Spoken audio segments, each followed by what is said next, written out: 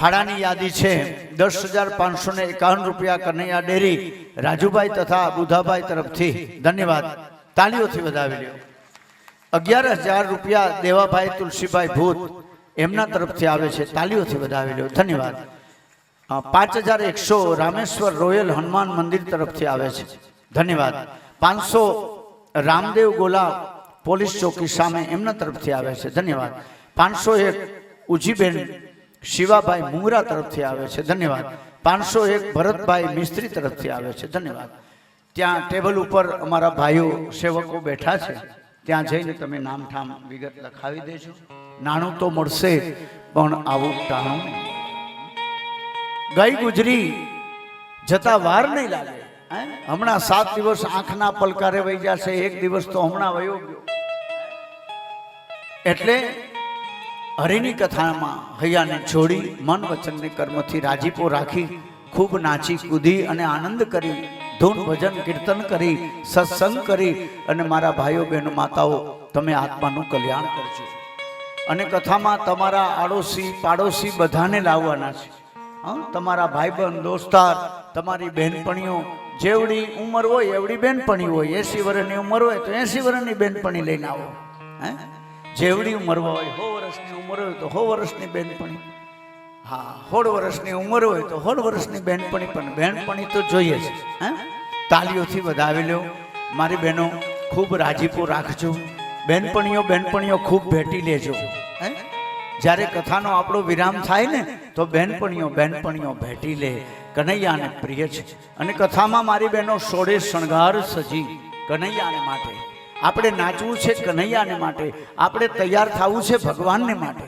એટલે 16 શણગાર સજી, ભલે બ્યુટી પાર્લરમાં ધક્કો થાય તો જ્યાં સુંદર મજાની હાથમાં મહેંદી લગાવી, સુંદર મજાના 16 શણગાર સજી અને કનૈયાની ગોપી બનીને પધારજો મારી બહેનો.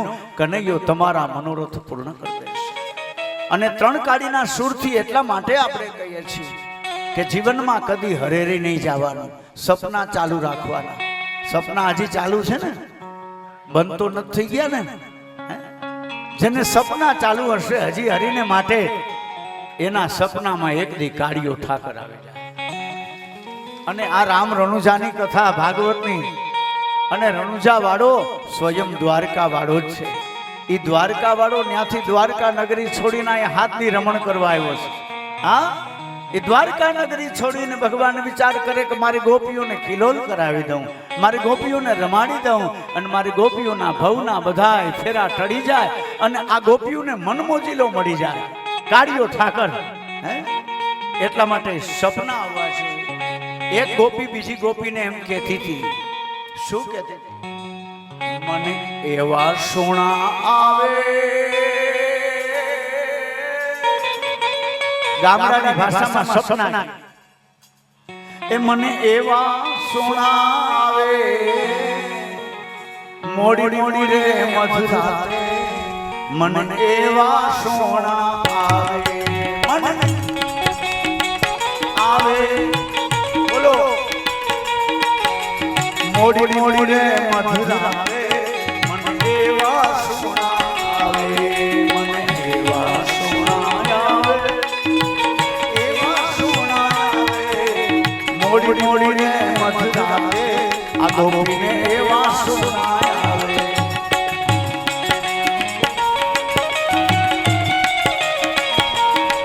જય હો.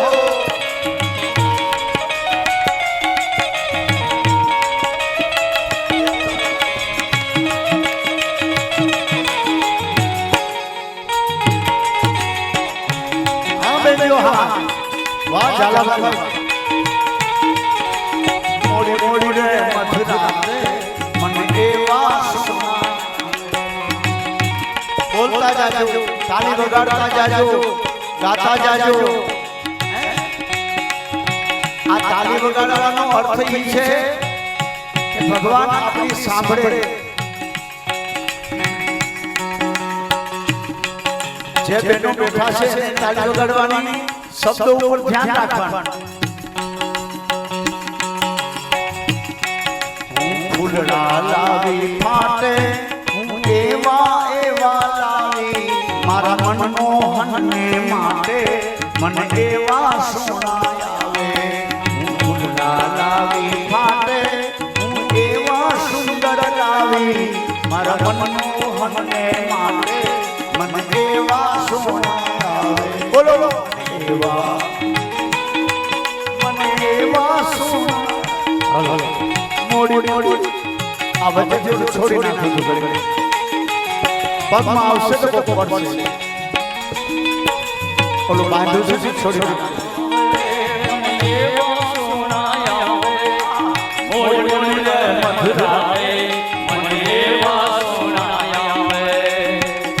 સપના આવે છે ગોપીઓને હા તો તાલીઓથી વધારી દો તાલીઓના ગડગડાટ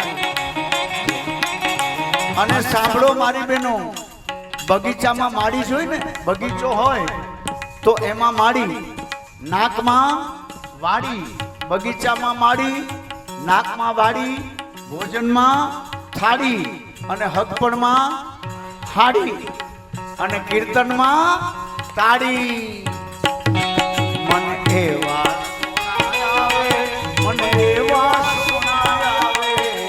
મોડી મોડી રે મધરાતે મને એવા સોનાય આવે એવા સોનાય આવે મને એવા સોનાય આવે બોલો મોડી મોડી રે મધરાતે મને એવા સોનાય આવે એવા મેરા રંગ કેસરિયો ઘોડો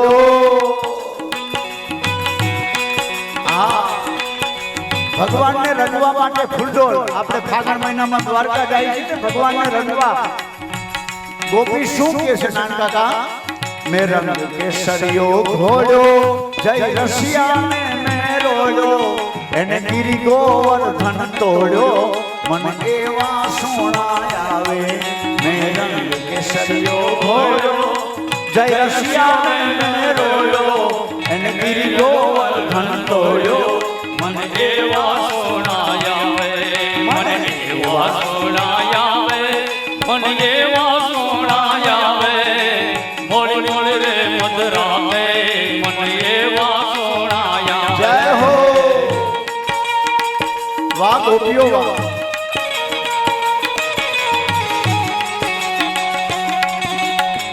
જેટલી ગાયો અને ગોપીઓ આનંદમાં રહીએ ને એટલો ભગવાન રાજી થાય આપણે શું કરીએ એટલે આખો સંસાર દીકરીઓથી બહેનોથી શોભે છે હે ઈ ગોકુળનો ગોવાળિયો ઈ નંદનો નાળિયો મન જમના કાંઠે ચડ્યો મને એવા સોનાય આવે ઈ ગોકુળનો ગોવાળિયો ઈ નંદનો નાળિયો મન જમના કાંઠે ચડ્યો મને એવા સોનાય મને એવા સોનાય આવે મને એવા સોનાય આવે મોડી મોડી મધરાતે મને એવા સોનાય આવે જય હો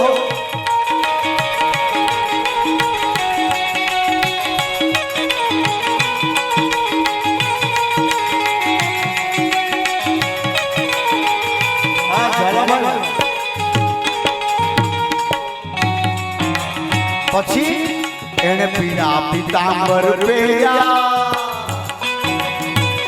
ગોપીઓને એ ખબર છે ભગવાનને શું પહેર્યું છે પીળો રંગ છે ને ભગવાનને પ્રિય છે કાનુડાને પ્રિય રંગ કયો માધુભાઈ પીળો એટલે આ ધોતિયું ભગવાન પહેરે ને પીળા રંગનું એને પીળા પીતાંબર પહેર્યા અમે મંગળ ફેરા ફર્યા અમે અમર રને વર્યા મને એવા સોનાય આવે પીળા પીતાંબર પહેર્યા અમે મંગળ ફેરા ફર્યા અમે અમર રને વર્યા મને એવા સોનાય આવે મને એવા સોનાય આવે મને એવા સોનાય આવે મોડી મોડી મધરાતે મને એવા સોનાય આવે જય હો શ્રી રાધે વાહ ગોપીઓ વાહ હાલો હાલો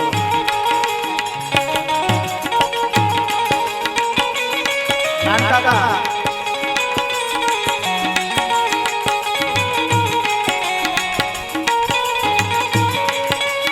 જય હો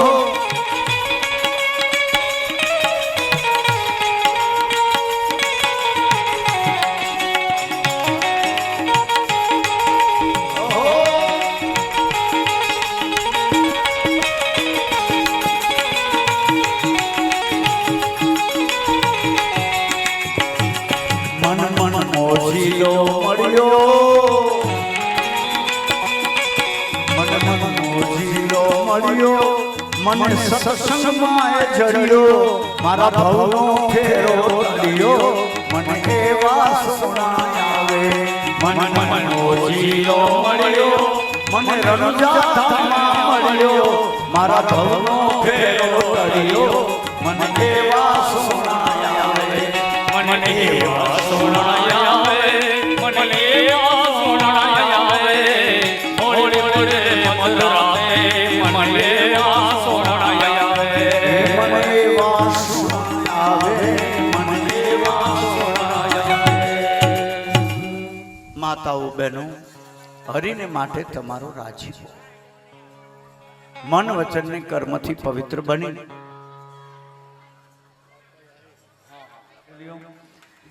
અમારા લાભભાઈ આહિર લાપસરીથી અત્રે પધાર્યા છે પુષ્પના હારથી અંતરના વાલે એમનું ભાગવતજીની વ્યાસપીઠની નિશ્રામાં સ્વાગત થાય છે ધન્યવાદ ભગવાન કાળીઓ ઠાકર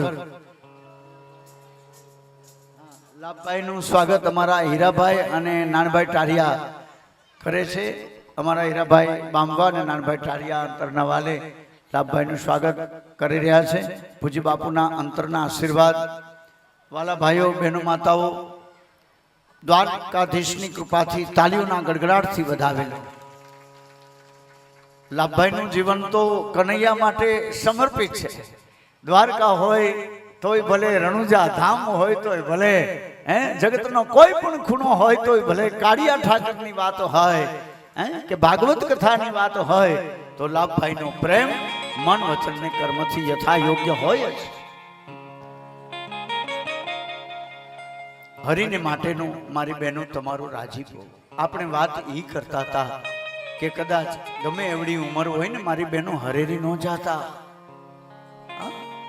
આનંદમાં રહેજો મોજમાં રહેજો કનૈયાને માટે એને ગોત્યા કરજો try and try will be success ભગવાનને ગોતો તો ભગવાન ક્યાંક મળે ભગવાન જોતો હોય તો બગડામાં જવું પડે વનમાં જવું પડે કનૈયો તો બગડાનું દેવ છે રાજમહેલ કે બંગલામાં ભગવાન નહીં મળે હરી જોતો હોય તો વનમાં જવું પડે વાડી ખેતર ક્યાંય ગામડે હોય ને ભલે રાજકોટ રહેવા ઉતાર્યા તો ગામડે કાંઈ વાડી ખેતર હોય તો આંટો મારી આવશું વાડીએ સુંદર મજાનો લીલો લીમડો હોય અને હિંચકા બાંધ્યા હોય સુંદર મજાનું ને આપણે ભોજન કરતા હોય કનૈયાને માટેનો ભાવ પ્રદર્શિત કરતા હોય ભગવાન જોતો હોય તો વાડીએ જવું પડે ભગવાન જોતો હોય તો નદીને કિનારે જવું પડે ભગવાન જોતો હોય તો બગડામાં જવું પડે વનમાં જવું પડે અને એટલે જ ગોપીઓ ભગવાનને વનમાં ગોતે છે આજે પણ ગોપીઓ હજી વનમાં ગોતવા જાય છે 5-5 બહેનો હોય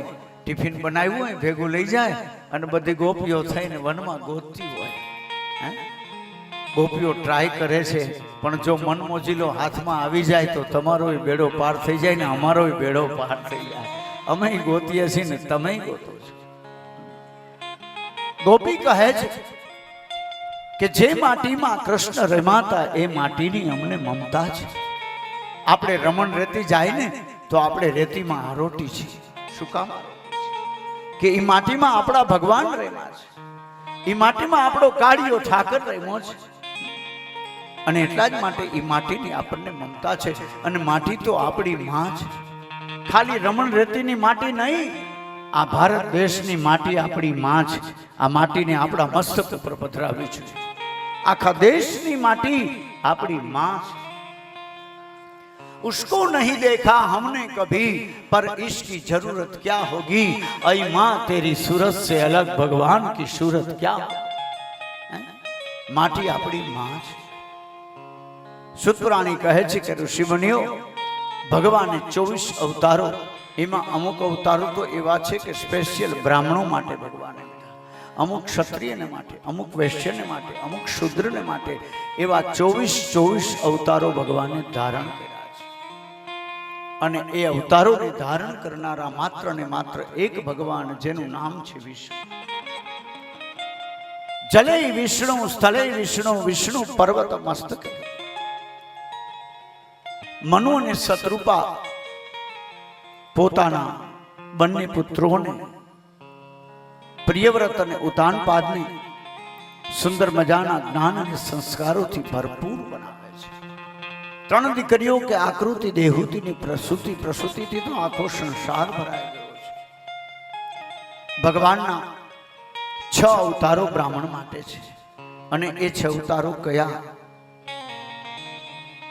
બ્રહ્માજીના માનસ પુત્રો સાથે ભગવાન બાળ સ્વરૂપે હંમેશાને માટે રહે છે. નાનું એવું બાળ સ્વરૂપ લઈને ભગવાન હંમેશા એને જોડે વિચરે છે. સનત કુમારો એવા 4 કુમારો સદૈવ ભગવાનની સાથે બાળ સ્વરૂપે રહે છે. આમ તો ભગવાનના કુલ 24 અવતારો છે. આ ધરતી ઉપર વામન બનીને ભગવાન વિષ્ણુ જ આવ્યા છે. રામ બનીને ભગવાન વિષ્ણુ જ આવ્યા છે. કનૈયો બનીને ભગવાન વિષ્ણુ આવ્યા છે. નરસંગ અડધું રૂપ સિંહનું ને અડધું માનવનું નરસંગ બનીને ભગવાન જ આવ્યા છે. એ જ વિષ્ણુ જ આવ્યા છે. બીજા કોઈ ભગવાન નથી આવ્યા. બીજા અવતારમાં વારાહ રૂપે પૃથ્વીનો ભગવાને ઉદ્ધાર કર્યો છે. ભગવાને વારાહનું રૂપ લીધું અને આ ધરતી માતાનો ઉદ્ધાર કર્યો છે, પાપોથી મુક્ત કરે છે. ત્રીજો અવતાર નારદજીનો છે, બ્રહ્માના માનસ પુત્ર તરીકે, કે જેને પંચરાત્ર નામનું શાસ્ત્રને આખું રચ્યું છે. આપણા મૂળ 18 પુરાણો છે. વેદ વ્યાસે 17 પુરાણોની રચના કરી હતી. બાપુ હમણાં સમજાવતા હતા, પણ આપણે રાસમાં ધ્યાન હતું એટલે સાંભળ્યું નહીં. વૃદ્ધ બાપુ જે હતા ને આપણા મહંત, એ બાપુ સમજાવતા હતા કે વેદ વ્યાસે આ બધા પુરાણો લખ્યા. કુલ પુરાણો આપણા 18 છે. વેદ વ્યાસ એનું નામ નથી, એને તો વેદોનો વિસ્તાર કર્યો એટલે આપણે વેદ વ્યાસ કહીએ છીએ. એનું ઓરિજિનલ નામ છે કૃષ્ણ દૈપાયન. વેદોનો વ્યાસ કર્યો, વેદોનો વિસ્તાર કર્યો એટલે આપણે એને વેદ વ્યાસ કહીએ છીએ. 17 પુરાણો એને લખ્યા, છતાં એના ચિત્તને ક્યાંય શાંતિ નહોતી. એક પુરાણ લખવાનું બાકી હતું. નારદજી આવ્યા છે. નારદજીએ કહ્યું કે નારાયણ હરિ, આપ તો ભગવાનનો અંશ અવતાર છો. વેદવ્યાસને કહ્યું, નારદજી કે તમે જ્યાં સુધી કનૈયાના ગુણગાન લેખા નથી, તમે જ્યાં સુધી ભાગવત નથી લખ્યું, શ્રીમદ ભાગવતની રચના કરી નથી, ત્યાં સુધી તમારા ચિત્તને શાંતિ નહીં મળે. નારદજી આવ્યા છે. નારદજી વેદવ્યાસને કહે છે, પ્રેરણા આપે છે. તે પછી વેદ વ્યાસે ગણપતિને વિનંતી કરી, દેવી દેવતાઓને વિનંતી કરી અને આ 18,000 શ્લોકની સંહિતા શ્રીમદ ભાગવતની વેદ વ્યાસની કલમે રચના. સબ ધરતી કા કાગજ કરું હીરાભાઈ. ભગવાન માટે એવું કહ્યું છે કે આ દુનિયામાં જેટલી ધરતી છે ને એનો કાગળ બનાવો ને, અને 7 સમુદ્ર કી સાઈ કરો અને લેખની કરું વનરાય. આ દુનિયામાં વિશ્વમાં જેટલી વનરાય છે એની તમે કલમ બનાવો, 7 સમુદ્રની સાઈ કરો, તોય હરિગુણ લીખો ન જાય. ભગવાનના ગુણનું તમે અમૃતમય વર્ણન ન કરી શકો. કારણ કે નેતિ નેતિ જ્યાં વેદ કહે છે, મારું ચિતડું જવા ત્યાં મથે છે. સૂત્રાણી કહે છે કે ઋષિમુનિઓ અનેક જન્મના પુણ્યના પ્રભાવે શ્રીમદ ભાગવતજીની કથાના આપણે મનોરથી બન્યા, ભાગવત કથાના શ્રવણના અધિકારી બન્યા છે. 17 પુરાણોની રચના કરવા છતાં વેદ વ્યાસના ચિત્તને શાંતિ નથી મળતી. નારદજીએ કહ્યું છે કે આપ એવી રચના કરો, એવું પુરાણ લખો કે જે પુરાણથી તમારો ઉદ્ધાર થાય ને સાથે આખા વિશ્વનો ઉદ્ધાર થઈ જાય. નારાયણ હરિ વ્યાસ નારાયણ ભગવાનનું ધ્યાન કરી ચતુર્ભુજ નારાયણ કે જેના હાથમાં શંખ છે, જેના હાથમાં ચક્ર છે, જેના હાથમાં ગદા છે, શંખ ચક્ર ગદા અને પદ્મ જેને હાથમાં ધારણ કર્યા છે, એવા નારાયણ હરિ ભગવાન વિષ્ણુનું ધ્યાન કરી અને પછી સુંદર મજાના ગણપતિને વિનંતી કરી છે. ઘણા નામ અધિપતિ. કોઈ પણ આપણે કાર્યની શરૂઆત કરીને તો પહેલા વહેલા ગણપતિને યાદ કરી છે, અને એ ગણપતિને આપણે પણ યાદ કરીએ. ગણપતિએ કલમ ઉઠાવી છે અને ભાગવતજીના 18,000 શ્લોકની સંહિતા ગણપતિની કલમ મંડી છે લખાવવા. તો એવી રીતે ગણપતિ દાદાને યાદ કરીએ. માતા પાર્વતીને યાદ કરી લઈ.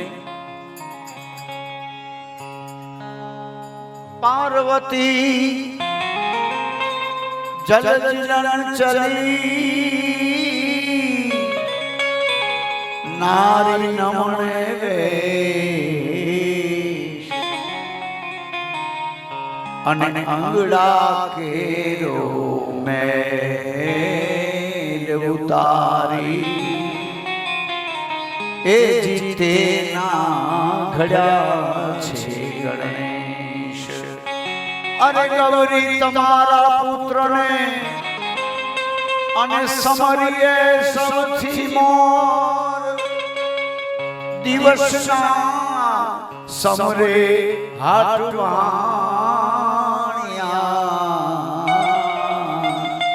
અને રાત્રે સમરે સંત ભગત ને ચોર.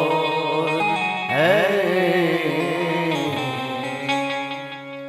આવો જમા જાગરણનો જેતી એ જી કુંભ સ્થપાણો જી જી જી જી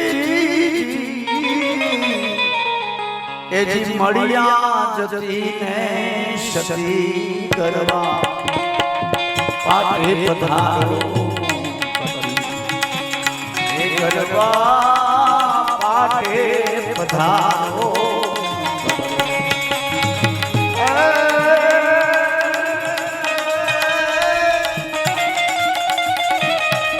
પણ રામ તમારે દેવડાય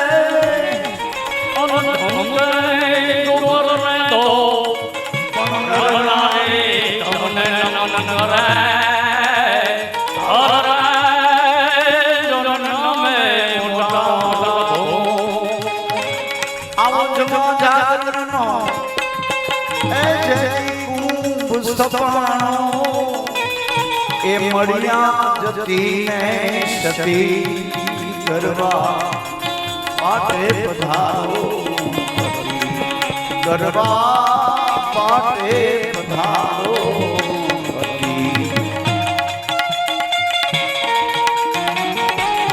આ સત્ય સનાતનનું ભજન છે. સનાતન ધર્મ રામદેવ પીરની વાણીમાં આ એક આરાધન છે ગણપતિનું. અને કોઈ પણ કાર્યની શરૂઆત કરીને એટલે ગણેશને તો યાદ કરવા જ પડે. બેનો તો ઓલા પાપડ વણવા બેહે ને ઓલી ખીચીમાંથી લોટના ગણેશ બનાવે. ખીચીમાંથી લોટના ગણેશ બનાવી ખાટલા ઉપર રાખે અને પછી પાપડ વણવાનું ચાલુ કરે એટલે પાપડ સારા થાય, લિજ્જત પાપડ જેવા. હા, અને એટલે માતાજીને એમ કે માતાજી ખીર ખાંડ ને રોટલી અને ઉપર પાપડનો કટકો અને એવો અમારા વહુનો લટકો, આવો સરસ મજાનો પાપડ બનાવી અને માતાજીને રનાદેને ખવડાવે. વેદ ભણતા એ આયા બ્રહ્માજી આવો આજગાનનો જતી. વેદ ભણતા એ આયા બ્રહ્માજી આજે હનનો જતી.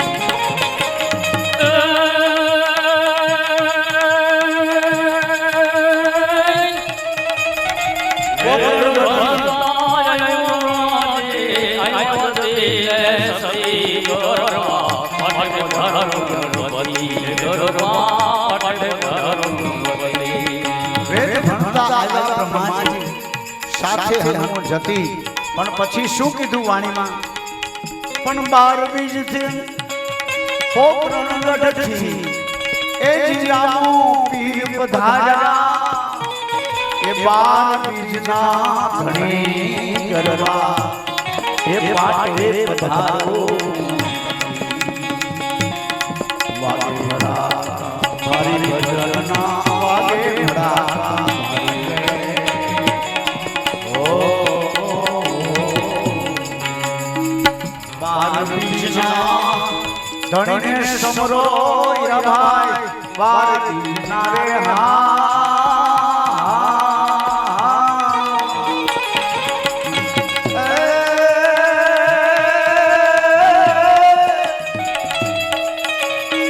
ધણીને સમરો નગડને જા હરી ભજનના નગડને જા હરી ભજનના વાગે ભલા ઓ વાગે ભલા ઓ ગણપતિની કલમે ભાગવતના 18,000 શ્લોકની आ सुंदर मजानी लेखनी सब धरती का कागज करूं लेखनी करूं अनराय 7 समुद्र की साहेब साई करूं तो ये हरि नो गुण लख्यो अरे 33 करोड़ देवता 52 वीर અને 64 જોગણી જ્યાં ખડા થઈ ગયા છે અને આ ભાગવતની કથા લખાણી છે વેદ વ્યાસના વિચારોથી એટલે આ એક પુરાણ છે રચાણું અને આ પુરાણ જે આપણે શ્રવણ કરી રહ્યા છીએ એ પુરાણ તમારા 71 પેઢીના પિતૃઓને તારે છે આ ભાગવતની પોથી કોઈ સામાન્ય નથી આની અંદર 18,000 શ્લોકની આ સંહિતા છે આ જે પેટીની અંદર એ 18,000 શ્લોક એક એક મહામંત્ર છે આ ભાગવતજીની પોથી એટલે આપણે માથે ઉપાડી છીએ અમથા માથે ઉપાડીને નથી નાચતા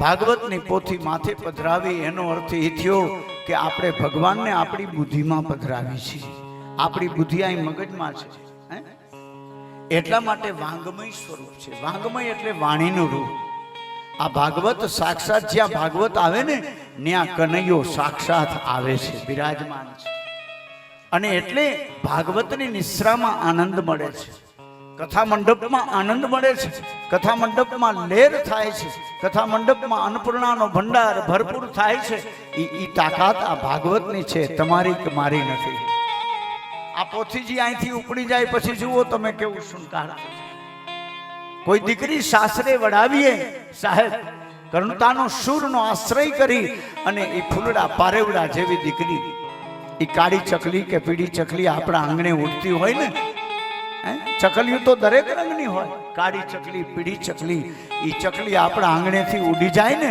તમે જોજો તમારું આંગણું શુનકાર થઈ જાય છે માંડવડામાંથી દીકરી વહી જાય વિદાય થઈ જાય અને દીકરી માંડવો વધાવી લે એ માંડવો તમે જોજો એમાં તમને એમાં નૂર નો દેખાય કહેવાનો અર્થ એ છે કે દીકરી છે એ સાક્ષાત લક્ષ્મીનો અવતાર છે જેને ખબર નથી એ એમ કે દીકરી સાપનો ભારો છે નહીં નહીં દીકરી સાપનો ભારો નથી દીકરી તુલસીનો ક્યારો છે અને દીકરી તો ભાગ્યશાળી માવતર હોય ને એની ઘરે જ આવે બધાયની ઘરે દીકરી આવતી નથી પણ અભાગ્યા માવતર હોય ને એ દીકરીને આવવા નથી દેતા દીકરો જોઈ ઈ દીકરો વિષ્ણોરી આવે ને પછી દિયાથ મેં બાપનો કાઠલો જાલીને કે હવારે આપણું નોખું થઈ જવું જોઈએ નકર હારા વાટ નથી ઈ દીકરી કોઈ દી બાપનો કાઠલો નહીં ચાલે અરે બાપ બીમાર હશે તો બાપના ખાટલા પાસેથી દીકરી છેટી નહીં જાય બાપુજી તમને કેમ છે બાપુજી તમે દવા લીધી બાપુજી તમે ખાધું આ દીકરીનો પ્રેમ છે સાહેબ અરે દીકરી તો વાલનો દરિયો છે એને આવવા દો દુનિયામાં એને આવતી રોકોમાં મારા બાપ એને આવતી રોકો ગાય અને દીકરી અને એટલે તો દીકરીને ગાય કીધી છે કાં બહેનો કીધી દીકરીને ગાય શું કામ કીધી છે દીકરીને ગાય દોરે ત્યાં છે બેના રે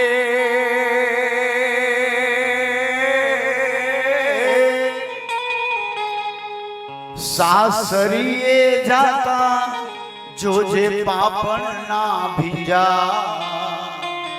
દીકરી તો પાર કી થાપણ કે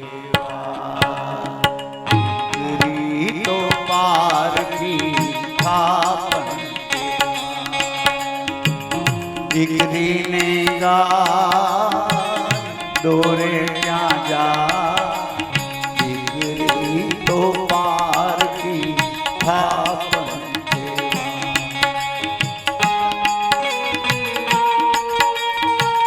આપને થોપ દે એવો બાપ હોય કે જે બાપની મૂછે લીંબુ લટકતા હોય ઈ બાપ જ્યારે દીકરીને વડાવે ને પાંખડી ઉતારીને વેવાઈને પગે લાગે કે મારી દીકરીને સાચવજો. અને મોરલે આપણા ભરવાડ સમાજમાં મોરલે પોખે વરરાજાને અને આપણામાં ત્યાં માંડવા પાસે પોખે તો કન્યાની મારી પોખવા આવે ને. શાસ્ત્રનો નિયમ એવો છે, આપણે કાંઈ જાણતા નથી, આપણને ખબર નથી. આપણી જમણા હાથની પહેલી આંગળી હોય ને કન્યાની માડીની સાસુમાની એ વરરાજાના નાકે આ પહેલી આંગળી અડાડવાની હોય. જે વરરાજો ભણવા આવ્યો હોય ને એને દીકરીની માડી પોખવા આવી હોય, ધૂસળ મૂસળ રવાય ધોસરું બધું લઈને આ પેલા હાથની જમણા હાથની પહેલી આંગળી કન્યાની માડી શું કામ વરરાજાને નાકે અડાડવી છે? અત્યારે જેને ખબર નથી વરરાજાનું નાક ખેંચે, વરરાજો બિચારો આડો રૂમાલ રાખી દે, એનું નાક ખેંચવાનું નથી, વરરાજાની રમૂજ કરવાની નથી. આ પેલી આંગળી આપણા ગોત્રીજની આંગળી છે. આપણે જે ગોતીડો ભરીએ છે પીપળાને ચાંદલો કરીએ, પિતૃ મા બાપની છબીને ચાંદલો કરીએ ને તો પેલી આંગળીથી કરવો જોઈએ. આપણા ગોત્રીજની આંગળી છે. પિતૃના પિંડને ચાંદલો કરીએ તો પહેલી આંગળીથી, દેવને ચાંદલો કરીએ તો આ તર્જની આંગળી. આપણા ગોત્રીજીની આંગળી છે. એટલે કન્યાની માડી વરરાજાના નાકે આંગળી અડાડીને એમ કહે છે કે જો વરરાજા આ મારી ફૂલ જેવી દીકરી તારા નાકને દઉં છું પછી નગટો થાય છે.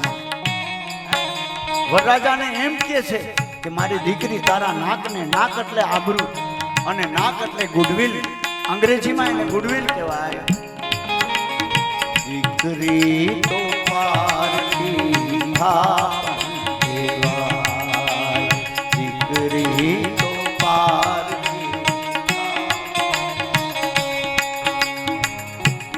રમતી તું જે ઘરમાં એની ભીતે ભીતો રડશે, ભીતે ભીતો રડશે. સોહાગી છે થામા સિંદુર કંકણ શોહે હાથે, કંકણ શોહે હાથે. રે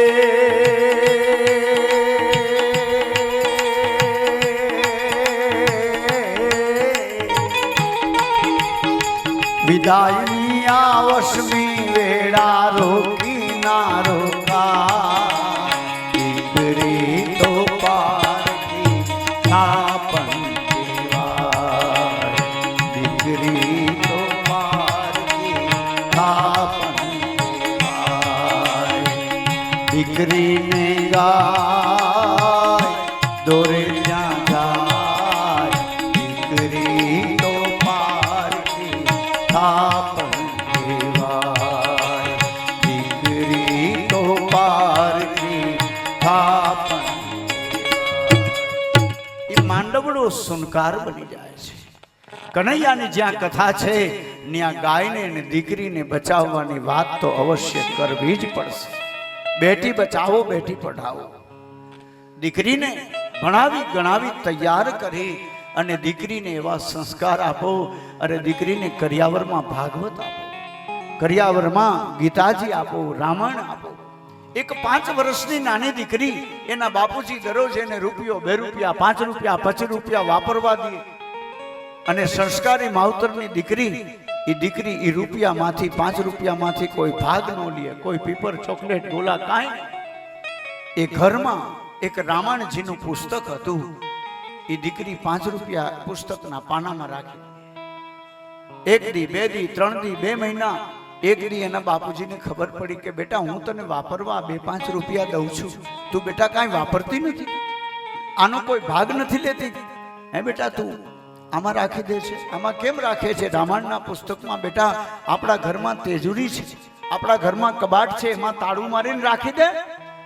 તેથી 5 વર્ષની દીકરી એના બાપને જવાબ દેતી હતી કે બાપુજી તમારી તેજુરીમાંથી પૈસા ચોરાઈ જાય, તમારા કબાટમાંથી પૈસા ચોરાઈ જાય, પણ મારી રામાયણમાંથી પૈસા ન ચોરાય એની મને ખબર છે. કારણ કે બાપુજી જે માણસ રામાયણ ખોલે ને એ જિંદગીમાં ચોરી ન કરે, અને જે માણસ ચોરી કરે એ જિંદગીમાં રામાયણ ન ખોલે. એટલે હું રામાયણજીમાં પૈસા રાખું છું. મારી બહેનો, તમારી ભક્તિ, તમારી શક્તિની તાકાત, અને એમાંય તે તમારા હાથના આંગળામાં જે શક્તિ છે ને, લક્ષ્મી જેવી શક્તિ છે. અને બાયુના હાથના રોટલા ખાય ને પુરુષ લાંબુ જીવે, વાંઢા તાગી નો હગે. એટલે રામદેવ પીર કહેતા હતા કે હરજી ભાટી હું પરણાવું તમને, તમે લગ્ન કરી લ્યો, તમને રામદેવ પરણાવે, તમને પરણો ભાટી હરજી. બાયુના હાથના રોટલા ખાય એ પુરુષ લાંબુ જીવી હગે, વાંઢા તાગી નો હગે. શું કામે? કે બહેનો તમારા હાથમાં જાદુ છે, તમારા હાથમાં લક્ષ્મી છે. એટલે તમારા ફણીધરને જુવારના અને બાજરાના ધીંગા રોટલા ખવડાવી એવા મજબૂત કરો કે એ ગર્વ પુરુષ ક્યાંક દુનિયામાં બેઠો હોય ને તો એના નામનો ડંકો વાગે. એટલા માટે અને પતિની સેવા કરો. એ તો અવારનવાર હું કહીશ, ગમે એવો પતિ હોય, ગમે એવો કદરૂપો હોય, કદાચ ન ગમતો હોય તો એ પતિની, આ દેશની સ્ત્રીએ સેવા કરવી જોઈએ. પતિની સેવા ન કરે ને ગોઠણે વાત થાય, ગોઠણમાં વાત થાય, પછી કે બેહાતું નથી. હું કહું સેવા કરો, સેવા કરો. અને ગરુડ પુરાણમાં લખ્યું છે કે બીજા અવતારમાં ગરોડીનો અવતાર આવે પતિ સેવા ન કરે. એટલે ખૂબ સેવા ન કરતા હોય તો ચાલુ કરી દેવી. પતિ સેવા એ જ પ્રભુ સેવા. બહેનોને માટે 2 પખાને ઉજળા કરવાના છે. એ 20 નોરી આવે અને દીકરો બાપને એમ કહી દે કે લખી દો, નોખું કરી નાખો, નકર હારા વાત નથી. પણ દીકરી કોઈ દિવસ બાપને એમ નહીં કહે. અને હાથના આંગળાના થાપા ટોડલે મારીને દીકરી જાય કે બાપુજી મારા 1 અંગૂઠાની સહી નહીં, મારા 10 આંગળાની સહી કરીને જાઉં છું કે તમારી મિલકતમાંથી મારે એક ફદ્યું નથી. આ દીકરી કરી હકે, એ કાંઈ દીકરા થોડા કરી હકે. તો દીકરી છે ત્યાગની મૂર્તિ છે, કરુણાની વેલી છે. અને મારી બહેનો, તમે દીકરી હતા, સાસરિયામાં આવ્યા, તમારી ઘરે દીકરા, એની ઘરે દીકરા, એની ઘરે દીકરા. આ તો કનૈયાની કથામાં તો એ સમજવાનું છે. ભાગવત કથા એવી છે, એમાં દરેક પુરાણ આવી જાય છે, એમાં 24 અવતારોની કથા આવી જાય છે. એ કથા હમણાં આવે છે, સમજાવીશ. ભાગવત પુરાણ એવું છે કે 7 દિવસની અંદર તમારા જીવનના કાંઈ પણ પ્રશ્ન હશે ને, આધિ, વ્યાધિ, ઉપાધિ, દુઃખ, દરિદ્રતા, બધાનો રસ્તો ભાગવતમાંથી મળી જશે, જો 7 દિવસ ધ્યાનથી સાંભળશો તો. ભાગવત ગ્રંથ એવો છે કે 7 દિવસમાં તમારા દરેક વિકલ્પોનો રસ્તો આમાં મળી જાય છે. શુદ્ધ પ્રાણી કહે છે કે ઋષિમુનિઓ, ભગવાને આવા 24 અવતારો બ્રાહ્મણ, વૈશ્ય, ક્ષત્રિય અને શૂદ્રને માટે જે લીધા, 6 અવતારો બ્રાહ્મણો માટે લીધા. તો બ્રહ્માના માનસમાંથી એ ઋષિમુનિઓ પ્રગટ થયા. 7 ઋષિ, આજે 7 ઋષિના તારા અજરને અમર છે. એક ધ્રુવજી અજરને અમર છે, એની કથા આમાં આવશે. 7 ઋષિ, આકાશમાં જે તારા ઉગે છે, સાંજે જુઓ ને તો 7 ઋષિના તારા છે. સનક સનંદન આવા ઋષિઓ છે. ત્યાર પછી એમની જોડે બાલ સ્વરૂપે ભગવાન સાથે વિહાર કરે છે. બીજા અવતારમાં વારાહ રૂપે ભગવાને પૃથ્વીનો ઉદ્ધાર કર્યો. ત્રીજા અવતાર છે નારદજીનો, અને બ્રહ્માના માનસપુત્ર તરીકે પંચરાત્ર નામનું શાસ્ત્ર રચ્યું. ચોથો અવતાર નર નારાયણનો, જેને બદ્રિક આશ્રમમાં જઈને તપ કર્યું. અને 5મો અવતાર કપિલ મુનિ, સાંખ્ય શાસ્ત્રની રચના કરી અને માતા દેહૂતીને કપિલ ગીતાનું જ્ઞાન આપ્યું, એ ભગવાન. 6થો અવતાર અત્રિ મુનિ, સતી અંશોયાને ત્યાં દત્તાત્રેય ભગવાનનો છે. અને આ 6 અવતારો બ્રાહ્મણ માટે ભગવાને ધારણ કર્યા. બીજા 4 અવતારો ક્ષત્રિય ધર્મના આદર્શ કયા છે. 7મો અવતાર યજ્ઞ ભગવાનનો છે. અને યજ્ઞ એક પ્રકારનો નથી, 384 પ્રકારના યજ્ઞ છે. આપણે એમ કઈ કદા હવન કરવો છે, પણ કયો યજ્ઞના પ્રકાર છે 384. માતાજીને રાજી કરવા હોય, કુળદેવીને રાજી કરવા હોય તો નવચંડી યજ્ઞ કરવો. સુરાપુરાને રાજી કરવા હોય, આપણા દાદાને રાજી કરવા હોય તો વિષ્ણુ યાગ કરવો પડે. દેવના ચક્ર જેવો દીકરો જોતો હોય તો પુત્ર કામેષ્ટી યજ્ઞ કરવો પડે. જે યજ્ઞ આ પૃથ્વી ઉપર અયોધ્યામાં મહારાજ દશરથે ફેલાવેલો કર્યો હતો. એને દીકરા નહોતા, 3 રાણીઓ હોવા છતાં તો 4 દેવના ચક્ર જેવા દીકરા થયા, રામ, લક્ષ્મણ, ભરત અને શત્રુ. વરસાદ જોતો હોય તો પર્જન્ય યજ્ઞ કરવો પડે. દરેક યજ્ઞના પ્રકાર છે અને દરેક યજ્ઞની આહુતિ છે. જે ટાઈપનો યજ્ઞ હોય એ ટાઈપની એમાં આહુતિ પડે. દરેક ભગવાનના 16 મંત્રો છે કે જે મંત્રો એવા છે કે જીભનો લવો ન વરે, જેને પુરુષ સૂક્ત કહેવામાં આવે છે. આ મંત્ર દ્વારા દરેક દેવની દેવીઓની પૂજા થાય છે. એ મંત્રો છે 16 પ્રકારના. હરિ ઓમ શાસ્ત્ર શિરિખામ પુરુષ એવેદગું સર્વમ યદભૂતમ યચ ભાવ્યમ ઉતામ્રતત્વેશાનો સદન્નેનાતિરોહતિ એતાવાનશ્ય મહિમા તો જાયાંશ પુરુષ પાદોષ્ય વિશ્વાભૂતાનિ ત્રિપાદશામ્રતંદિ ચંદ્રમા મનસો જાત ચક્ષો સૂર્યો અજાયત શ્રોતાદ્વાયસ્ય પ્રાણસ્ય મુખાદરગ્નિ રજાયત નાભ્યા આશિદંતરિક્ષગું શિષ્ણોદ્યો સમવર્તત પદભ્યામ ભૂમિર્દિશા શ્રોતા તથા લોકાન અકલ્પયન. આવા બધા મંત્રો છે દેવતાઓને રાજી કરવાના પુરુષ સૂક્તના. આ મંત્રો દ્વારા બ્રાહ્મણના મુખમાંથી જે મંત્ર બોલાય ને, બાપુ બોલતા હતા ને મંત્ર, શાંતિ સુક્તકનો પાઠ કરતા હતા, મનને શાંતિ મળી જાય. મંત્રમાં શક્તિ છે, સંગીતમાં શક્તિ છે. આ સંગીત વગર આપણે કથા કરીએ ને તો એટલી ન જામે. એમનો ભજન ગાયક ન જામે, પણ ઢોલકું ને બધું હારે વાગતું હોય, બેન્જા માસ્ટર હાજર થઈ ગયા હોય, આવી ગયા હોય, મજીરાના માણીગર આવી ગયા હોય, અને એ આનંદ છે. સંગીત है शक्ति ईश्वर की, हर स्वर में बसे है राम, रागी जो सुनाए रागिनी तो रोगी को मिले आराम. संगीतમાં આવડી તાકાત છે. ત્યાર પછી યજ્ઞ નારાયણ ભગવાનનો 7મો અવતાર છે, જેમણે સ્વયંભૂ મનુ મન્વંતરનું પાલન કર્યું. 8મો અવતાર નાભિરાજાને ત્યાં મેરુ દેવી વિશે ઋષભદેવનો થયો છે. 9મો અવતાર પૃથુરાજાનો ગણ્યો છે. 10મો અવતાર મત્સ્ય રૂપે લઈ ભગવાને સત્યવ્રત રાજાને નૌકામાં બેસાડી એનું રક્ષણ કર્યું છે. બીજા 3 અવતારો ભગવાનના વૈશ્ય માટે છે. 11મો કાચબા રૂપે ભગવાને અવતાર લીધો કે દેવોને દાનવોએ મળીને જ્યારે સમુદ્ર મંથન કર્યું ને 14 રત્ન માટે, લક્ષ્મીજી પણ એમાંથી નીકળ્યા છે. એવા 14 રત્નો માટે ભગવાને કાચબાનું રૂપ લીધું અને પોતાની પીઠ ઉપર એ મંદરાચલ પર્વતને સ્થિર રાખ્યો. દેવોને દાનવો મળી અને સમુદ્ર મંથન કરે છે. એ પણ કાચબાનો અવતાર ભગવાનનો છે. એટલે વાસ્તુમાં આપણે કાચબાનું ચિત્ર રાખીએ છીએ. આ ઘણા જીવતા કાચબાને દુખી કરે છે ને, એ કરવાની જરૂર નથી. બિચારા જીવતા કાચબા પકડીને ઘણા ઘરમાં રાખે છે. એ નહીં કરવાનું. કોઈ પશુ પક્ષીને કોઈ દી બાંધવાનું નહીં, એને દુખી નહીં કરવાનું. પોપટને આપણે પિંજરામાં પૂરી દઈએ તો એની આઝાદી છીનવાઈ જાય. એને આઝાદથી રમવા દો, એના દર્શન કરો ખુશીથી, પણ એને બંધનમાં નહીં નાખવાના, આપણા સ્વાર્થને માટે. આ રીતે પછી 12મો અવતાર ધન્વંતરીનો, જે આપણે દેશી ઓહળિયા લઈ છીએ ને દવા, આયુર્વેદ, એ ધન્વંતરી ભગવાન પણ આયુર્વેદનો ચરક સંહિતા નામનો એનો ગ્રંથ છે. આયુર્વેદ દેશી દવા એ ધન્વંતરી ભગવાન છે. એ પણ દરિયામાંથી નીકળ્યા છે, સમુદ્રમાંથી નીકળ્યા છે. 13મો અવતાર મોહિની રૂપ ભગવાને ધારણ કર્યો. અસુરો પેલું અમૃત કુંભ લઈને ભાગતા હતા, એટલે ભગવાને મોહિની રૂપ લીધું. અને મોહિની રૂપમાં તો ગમે એ પડી જાય, અંજાઈ જાય, ગમે એવો ચબરબંધી હોય, ગમે એવો હોય, પણ ભગવાને મોહિની રૂપમાં અસુરોને રાક્ષસોને પાડી દીધા અને અમૃતનો કુંભ ઝૂંટવી લીધો, લઈ લીધો. એટલે ભગવાને આ રૂપ લીધું છે. મોહન તમે મોહિની રૂપ બતાવો. ત્યાર પછી 14મો અવતાર નરસંગ ભગવાનનો. આપણે 3જા દિવસે અહીંયા નરસંગ અવતાર થવાનો છે. 7 દિવસ છે એટલે 3જા દિવસે, અને 4થા દિવસે આપણો નંદ મહોત્સવ થવાનો છે.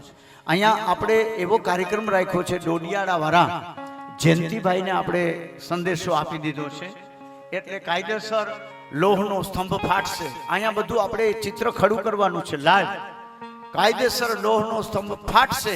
એમાંથી અડધું રૂપ સિંહનું ને અડધું રૂપ માનવનું ભગવાન પ્રગટ થશે. નંદ મહોત્સવની પ્રક્રિયા છે, એ આનંદ છે. એ પણ આપણે ડોડિયાળાવાળા મિસ્ત્રી છે જયંતિભાઈ, અમારા જૂના મિત્ર છે. એ બધી વેશભૂષા ને બધું લઈને અહીંયા આવશે. એમને આપણે આજે ફોન કરીશું કે આ કથાનું સત્ર આપણે આ રાખ્યું છે, હમણાં થોડી વાર પછી ફ્રી થાય ત્યારે. તો આ સત્ર આપણું સવારે 8:30 થી 1 વાગ્યા સુધીનું છે. 1 વાગે આપણી કથાને વિરામ થવાનો છે.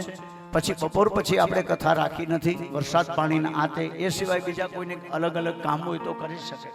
એટલે હરિદ્વારમાં અમે જઈએ કથા કરવા, તો હરિદ્વારમાં અમારો એક જ સત્ર હોય, સવારે 9 થી 1 વાગ્યા સુધીની જ કથા હોય. હરિદ્વાર જઈએ તો, રામેશ્વર જઈએ તો, અમે તો બધી તીર્થયાત્રાઓમાં કથા કરીએ છીએ. હમણાં જ રામેશ્વર આપણે અયોધ્યા ગયા હતા, માધાપર પાટીદાર મહિલા મંડળના સંયોગમાં બધે રામેશ્વરથી અયોધ્યા. એ કથાનો પણ આનંદ આપણે તો કથાના સત્રને આપણે આપણી વ્યવસ્થા ખાતર ગોઠવવું પડે. ત્યાર પછી ભગવાનના બીજા અવતારો પણ બતાવ્યા છે. 16મો અવતાર પરશુરામજીનો છે, 21 વાર પૃથ્વીને નક્ષત્રી કરી. અને 17મો અવતાર વ્યાસજીનો છે કે જેને આ પુરાણો લખ્યા, 18 પુરાણો લખ્યા ને, એ પણ એક ભગવાનનો અંશા અવતાર છે. વ્યાસજી એનું નામ નથી, પણ એનું નામ છે કૃષ્ણદૈપાય. વેદોનો વિસ્તાર કર્યો એટલે આપણે એને વેદ વ્યાસ કહીએ છીએ. તો એ પારાશર મુનિ અને સત્યવતીના પુત્ર છે. એ વ્યાસજીએ વેદોના વિભાગ કર્યા. 18મો અવતાર રામચંદ્ર ભગવાનનો છે. ચૈત્ર સુદ નોમ અભિજીત નામનું નક્ષત્ર અને બપોરના 12 વાગે ભગવાન રામ આવે છે. તો આપણે અહીંયા ચોથા દિવસે 12 વાગે રામ જન્મનો ઉત્સવ પણ મનાવીશું. એ પેલા વામન જન્મનો ઉત્સવ મનાવીશું. એ પ્રાગટ્ય થશે, એ કથા આવશે. અને અહીંયા આપણે એક જ સત્ર છે, એટલે બને તો આપણે સવારમાં વહેલાથી જ એક આમ 8:30 થી 1 વાગ્યા સુધીમાં નંદ મહોત્સવનું 1 સુધીમાં પૂરું કરી દેવું છે ને આપણે. એ સમય પછીનો રાખવો નથી. એટલે 1 વાગ્યા સુધીમાં વામન જન્મ, રામ જન્મ અને કૃષ્ણ જન્મ નંદ મહોત્સવ સહિત પછી પ્રસાદ લઈને બધા છૂટા. પછી બીજા દિવસે પાછા આપણે અહીંયા 8:30 મળીએ. એવી રીતે 7 દિવસ સુધી બધાએ હાજરી આપવાની છે. વહેલા ઉઠવાનું છે. તમારા મિત્રોને, આડોશી પાડોશી, કુટુંબ, કબીલા બધાને બોલાવી અને અહીંયા લાવવાના છે. આજે તો કથા બેઠી છે, આપણી કથા કાલે ઊભી થવાની છે. આપણી કથા પરમ દિવસે હળી કાઢવાની છે. તાલીઓથી વધાવી લો. જો તમારો પ્રેમ અને રાજીપો હશે અને આ વાણી તમારા હૃદયમાં જો ઉતરતી હશે, તો તમને એમ થશે કે હાલો જટ કથામાં જાય, હાલો જટ કથામાં જાય. તો કથા માટે રાજીપો રાખવો. કથા માટે આપણે સ્વચ્છ અને સુંદર બનીને આવવું, તૈયાર થઈને આવવું. ઘણા અમુક આવી ગરમી છે તો નાવાના આળસુ હોય, ગોળી લઈ લે કે દાદા મેં તો ગોળી લઈ લીધી. તો બને તો 3 વખત ભલે સ્નાન કરવું પડે. છૂટ પાણીએ નાહી ધોઈ સરસ મજાના કપડાં વસ્ત્રો પહેરીને સરસ રીતે દેવ પૂજા કરીને અહીંયા ભાઈઓ બહેનો માતાઓ બહેનો એક નહીં ભાઈઓને પણ સ્વચ્છતા આપણે રાખવાની છે. ભલે ઉંમર ગમે એવડી હોય પણ આપણે સ્વચ્છ રહેવું. કારણ કે ગંધારો ગોબરો માણસ કોઈને ગમતો નથી. એટલે આપણે સ્વચ્છ બનવું, પવિત્ર બનવું. આમ તો શરીરથી આપણે સ્વચ્છ થઈ જાય, પણ મનથી પવિત્ર બનવું જરૂરી છે. હજારો ડોલથી નાઈ લે પણ મન એવું હોય તો ના હાલે. મનને પવિત્ર બનાવવું. ક્યું પાણી મેં મલમલ નાયે મન કે મેલ ઉતારો પ્રાણી. તો આપણે સ્વચ્છ રહેવું, મન સ્વચ્છ રાખવું, પવિત્ર રાખવું. આ રીતે ભગવાનનો રામચંદ્ર પરમાત્માનો અવતાર એ 18મો અવતાર ગણ્યો. 19 અને 20 બે અવતારો યાદવ કુળમાં બલરામ અને કૃષ્ણ રૂપે થયા કે જેને ભૂમિનો ભાર ઉતારવા માટે બે ભાઈઓએ કમર કસી છે. ત્યાર પછી કલિયુગનો શરૂઆત થઈ ગઈ. એટલે ભગવાન અસુરોને મોહ પમાડવા હવે બુદ્ધા અવતાર ધારણ કરશે. એ એક કલ્પ પૂરો થાય ત્યાર પછી પણ એને તો આપણી કેટલી પેઢીઓના પેઢીઓ હોઈ જશે.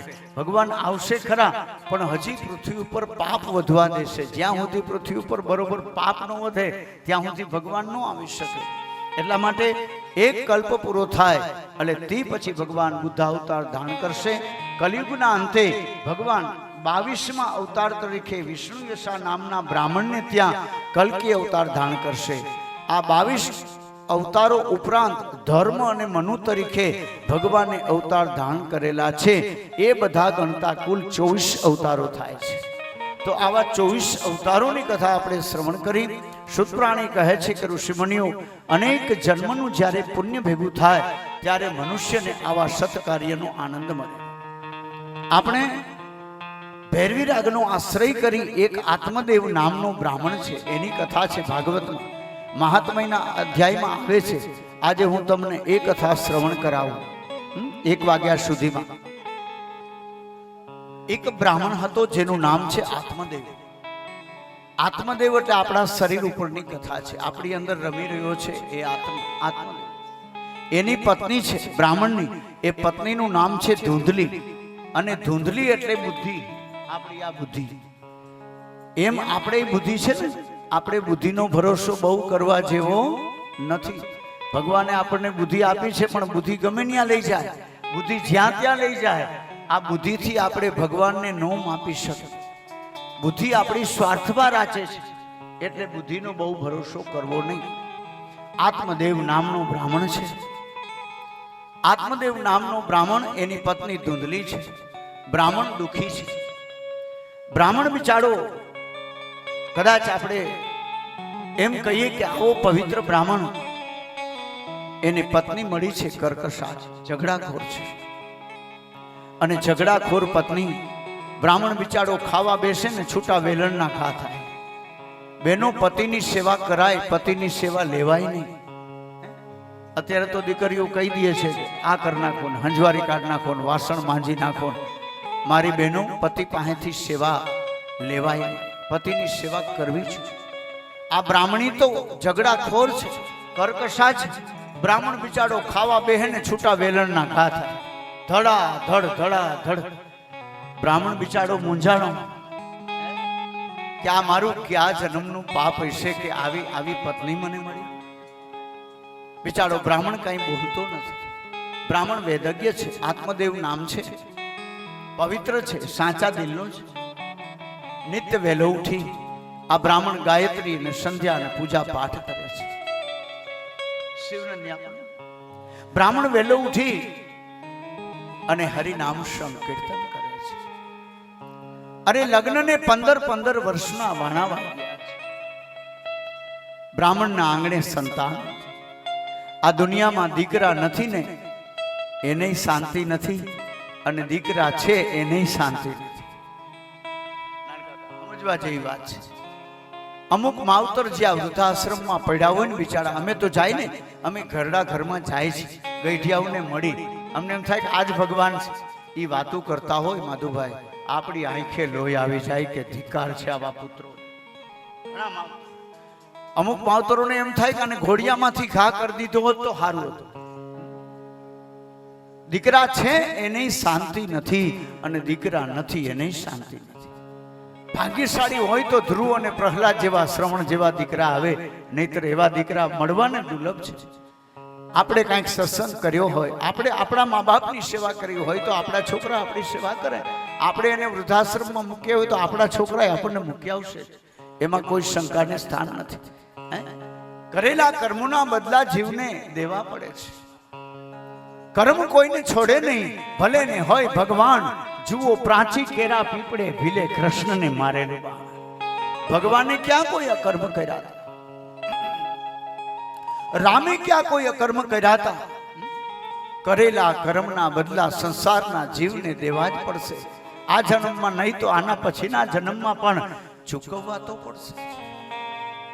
દેવા તો પડે છે અંતે, એ સૌને નડે છે રે. કરેલા કર્મના બદલા દેવા તો પડે. કરેલા કર્મના બદલા દેવા તો પડે.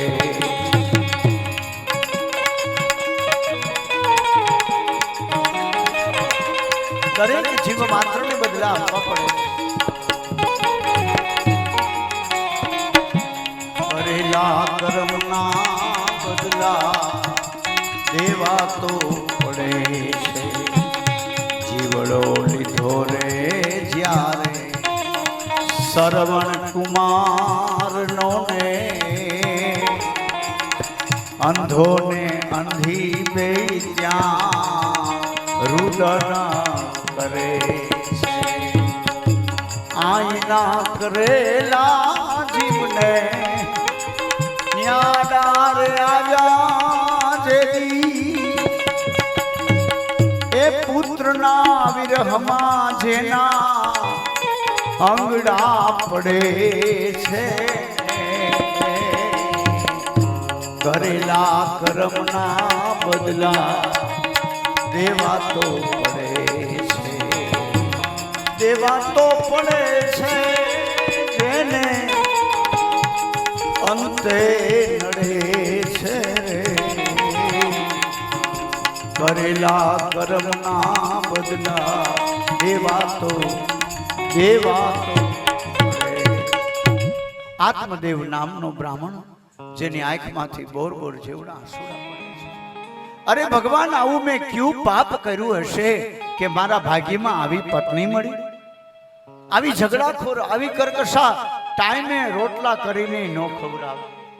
બ્રાહ્મણ બિચારો થાયકો પાયકો હાંજે ઘરે આવે તો જેમ આવે એમ બોલે, ઉકારે તુકારે મંડે બોલવા, જેમ આવે એમ. બ્રાહ્મણને આ ઝઘડાખોર પત્ની મળી છે, એ તો કદાચ સહન કરી લે, આખું જગત કરી લે છે. બ્રાહ્મણ કદાચ કરી લેશે, પણ બ્રાહ્મણને એ વાતનું દુઃખ છે કે દીકરા નથી. અરે બ્રાહ્મણ સામો મળે ને તો માણસો એનું અપશુકન માને છે કે આ તો હામો વાંજીઓ મળ્યો, રસ્તો બદલી નાખે. 15 વર્ષના વાણા વાગ્યા, દીકરા હાટુથી મથે છે, પણ આ ભાગણી જણીને દે નહીં, કારણ કે પ્રસૂતાની પીડા એને સહન નથી કરવી.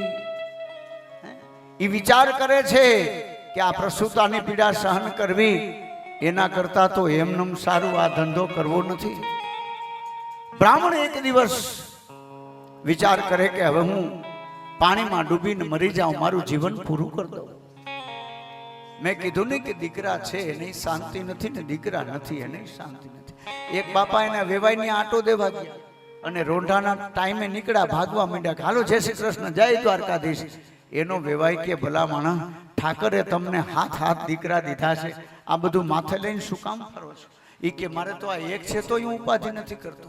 ઓલા વેવાઈ કે કોક એક હારો દે તો હાથે હાથ બુડી દેવા છે, એક દીકરો કોક હારો દે તો હાથે હાથ મફત દઈ દેવા છે. હવે કેટલા ગળે આવી ગયા છે આવા દીકરા? ઘણા માવતરોને અનુભવ થાય છે. આ બ્રાહ્મણ વિચાર કરે કે હું સરોવરમાં પડીને મારા દેહને સમાપ્ત કરી દઉં, મારા દેહને ખતમ. એ બ્રાહ્મણ વગડામાં સરોવરમાં પાણીમાં પડી અને મરવા જતો હતો.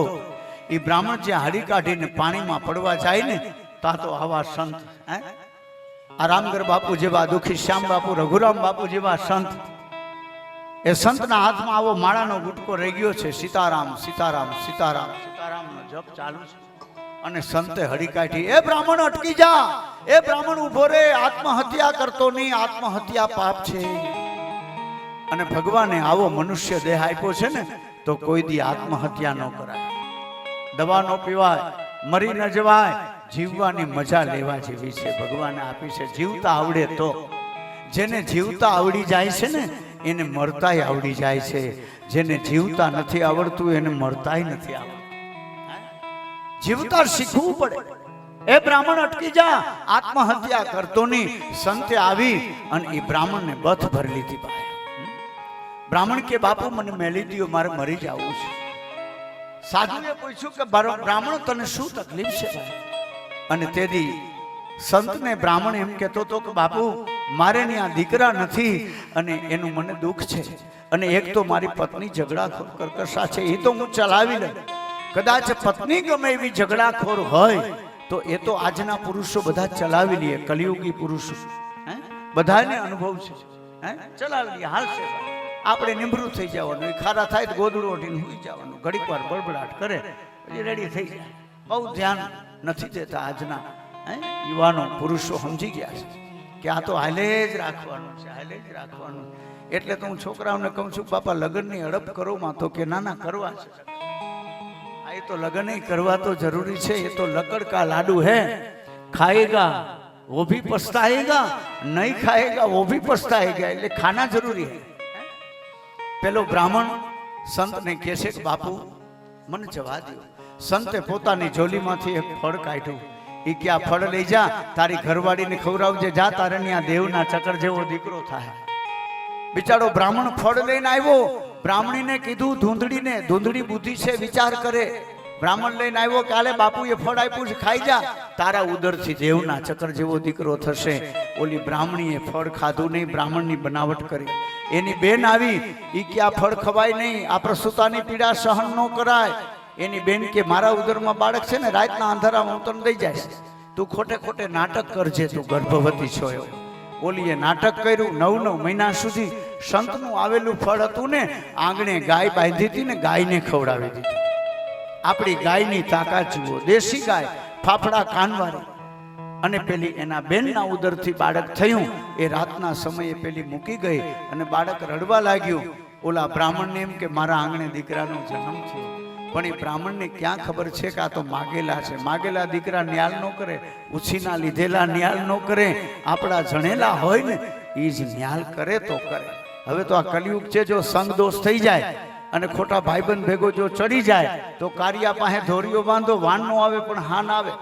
હે ઈ પછી લથડિયા ખાતા શીખી જાય 2-2:30 વાગે. હે ડમર થઈને આવે તો શું કરવું આપણે? કલિયુગ છે બાબા. એટલે પેલી ગાયને જે ફળ ખવડાવ્યું હતું મારી બહેનો, એ ગાયના ઉદરથી એક બાળકનો જન્મ થયો. એ બાળકના કાન હતા ને એ ગાય જેવા હતા. હે ગો એટલે ગાય અને કર્ણ એટલે કાન, એટલે એ બાળકનું નામ પડ્યું ગોકર્ણ. બોલો ગોકર્ણ મહારાજ. અને ઓલો જે છોકરો ઉછીનો હતો ને એનું નામ ધંધુકારી. પછી તો ધંધુકારી મોટો થયો ને, મકોડા મારવા માંડ્યો ને ન કરવાના કર્મ કરવા માંડ્યો. પુત્રના પગ પારણે અને વહુના પગ બારણે. ગોકર્ણ મહારાજ જાત્રા કરવા વહી ગયા અને ધંધુકારી ન કરવાના કર્મ કરવા માંડ્યો. ગણિકાઓના સંગમાં ફસાણો. 5 ગણિકા, શરીરની જ કથા છે. આપણું કામ, ક્રોધ, લોભ, આ બધી ઇન્દ્રિયો છે, ગણિકાઓ છે. એના સંગમાં ફસાણો ગણિકાઓના. અને ગણિકાઓને માટે રાજાનો ખજાનો તોડ્યો. ગણિકાઓએ હાથ પગ બાંધી અને એ ધંધુકારીને જીવતો જીવતો ખાડો કરીને દાટી દીધો. ઈ ધંધુકારી પ્રેત થયો. અને ગોકર્ણ મહારાજ જાત્રા કરીને આવ્યા તો પ્રેત યોનિમાં અગ્નિના ગોળાની જેમ ઉછળવા લાગ્યો. ગોકર્ણ મહારાજે પાણીની અંજલિ છાટી, પ્રેતને વાચા આપી. આ પિતૃની જ કથા છે. એને કીધું કે તું કોણ છે?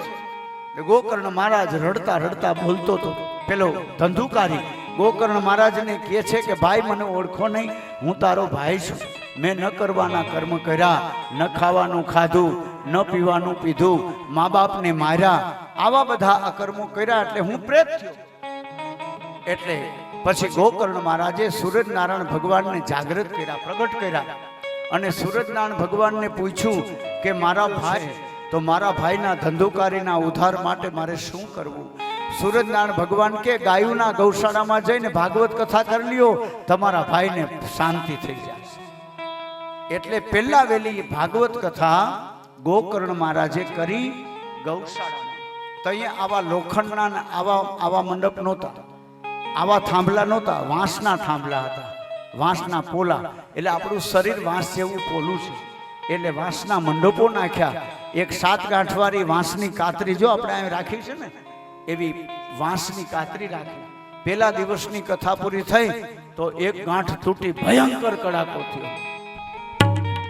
બીજા દિવસની કથા કરી તો ભયંકર કડાકો થયો. ત્રીજા દિવસની કથા કરી તો ત્રીજી કાતરી તૂટી, ચોથા દિવસે ચોથી, 5મા દિવસે 5મી. એમ 7 દિવસમાં 7 ગાંઠો તૂટી ગઈ.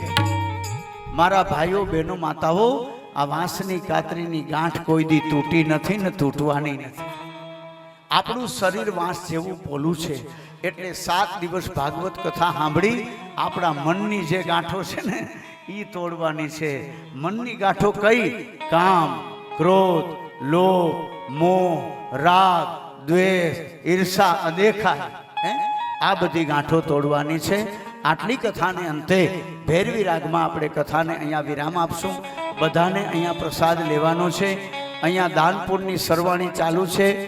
દીપલ ત્રિવેદીભાઈ મુંબઈ ભંડારા માટે 500 રૂપિયા આવે છે આયોજકોને દઈ દીધું. તો આવી અમૃતમય હરિની કથા છે. પોથીમાં મૂકી દે. તો મારા વાલા આમ મારા વાલા ભાઈઓ બહેન માતાઓ, આવું સત્કાર્ય થાય છે. ખુશીથી સત્કાર્યમાં ફૂલને પણ ફૂલની પાંખડી આપીને જોડાજો. 5 મિનિટ હરિનામ સંકીર્તન, અંતિમ જય જયકાર થશે. ભગવાનના નામનો જય જયકાર થાય અને અંતિમ જય જયકાર થાય. હાથ ઊંચા કરીને હું બોલાવું તે પછી બધાએ પોતાનું આસન છોડવાનું છે. એ પેલા કોઈએ પોતાનું આસન છોડવાનું નથી. હરે કૃષ્ણ હરે કૃષ્ણ કૃષ્ણ કૃષ્ણ હરે હરે, હરે કૃષ્ણ કૃષ્ણ કૃષ્ણ હરે હરે, હરે રામ હરે રામ રામ રામ હરે હરે, હરે કૃષ્ણ હરે કૃષ્ણ કૃષ્ણ કૃષ્ણ હરે હરે, હરે રામ હરે રામ રામ રામ હરે હરે, હરે કૃષ્ણ કૃષ્ણ કૃષ્ણ હરે હરે, હરે રામ રામ રામ હરે હરે, હરે હરે હરે હરે. कथा विसर्जन होत है अन सुनिए बिरहनुमान, राम लक्ष्मण जानकी तमे सदा करो कल्याण, अच्युतम केशवम श्री राम नारायणम कृष्ण दामोदरम श्री वासुदेवम हरे, श्रीधरम माधवम श्री गोपीनाथ वल्लभम श्री जानकी विनायकम श्री रामचंद्रम भजो. बे हाथ जोड़ी भगवान ने क्षमा याचना मांगजो. भगवान ने कहो कि भगवान अमे तमारा मंत्रो जानता नहीं, અમે તમારી વિધિ જાણતા નથી, અમે તમારી કથા જાણતા નથી, સેવા જાણતા નથી, કશું જાણતા નથી. આવાહનમ ન જાનામિ ન જાનામિ તવાર્ચનમ, પૂજાશ્ચૈવ ન જાનામિ ક્ષમસ્વ પરમેશ્વર. મંત્રહીનમ ક્રિયાહીનમ ભક્તિહીનમ સુરેશ્વર, યત પૂજિતો મયા દેવ परिपूर्ण तदस्तु मे. गतम पापम गतम दुखम गतम दारिद्र्यमेव च आगता सुख संपत्ति पुण्योहम तव दर्शनात्. कायेन वाचा मनसेन्द्रियैर्वा बुद्ध्यात्मना वा प्रकृति स्वभावा करोमि अद्य सकलम परस्मै नारायणाय ति समर्पयामि.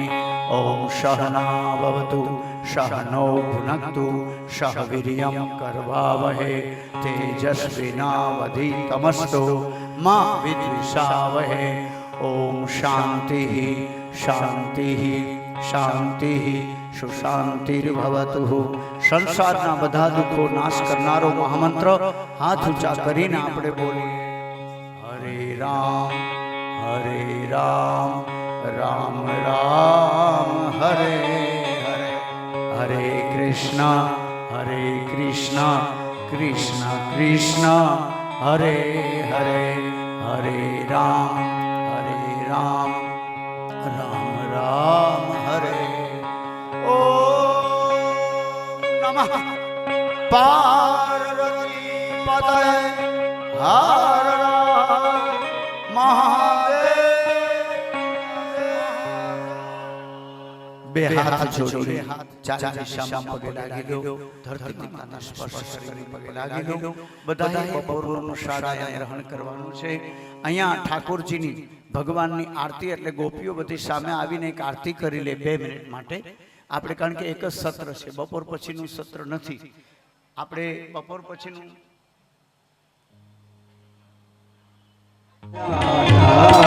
मीठी मीठी मोरली माला, मीठी मीठी मोरली माला, गोपी ना प्यारा तुम जय काना तारा, कामन तारा कान कामन बहु कीठा, भले कामन बहु कीठा, माखन चोरी मोहन, माखन चोरी मोहन, चित चोरी ओम जय कान्हा नंद यशोदा घेर वही, काली अमर गण काली अमर गण गायो ओम जय कान्हा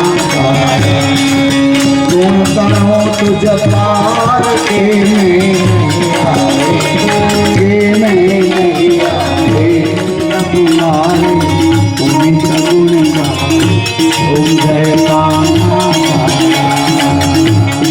मंगल भगवान विष्णु हरे सर्वमंगल मंगल्ये शिवे सर्वार्थसाधिके शरण्ये त्र्यंबके गौरी नारायणी नमोस्तुते नारायणी नमोस्तुते मंगल निराजनम. ભગવાનને આરતી આપો. જવારા અને પિતૃ મા બાપને આરતી આપી અને બધા પછી આરતી લઈ લેજો. થાળીમાં અવાજ ન આવે ને એમ આરતી લેજો બધા.